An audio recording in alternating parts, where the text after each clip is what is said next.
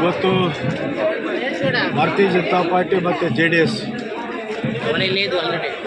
ಜೊತೆಯಾಗಿ ಬೆಂಗಳೂರಿಂದ ಮೈಸೂರಿಗೆ ಪಾದಯಾತ್ರೆಯನ್ನು ಕಾಂಗ್ರೆಸ್ಸಿನ ಭ್ರಷ್ಟ ಸರ್ಕಾರ ತೊಲಗಬೇಕು ಅಂತೇಳಿ ಸನ್ಮಾನ್ಯ ರಾಜ್ಯದ ಅಧ್ಯಕ್ಷರಾದಂಥ ವಿಜೇಂದ್ರ ಅವರು, ನಮ್ಮ ವಿರೋಧ ಪಕ್ಷದ ನಾಯಕರಾದಂಥ ಸನ್ಮಾನ್ಯ ಆರ್ ಅಶೋಕ್ ಅವರ ನೇತೃತ್ವದಲ್ಲಿ ಈ ಒಂದು ಪಾದಯಾತ್ರೆ ನಡೀತಾ ಇದೆ. ಈ ಕಾಂಗ್ರೆಸ್ ಸರ್ಕಾರ ತೊಲಗಬೇಕು ಅನ್ನೋದೇನೇನೆ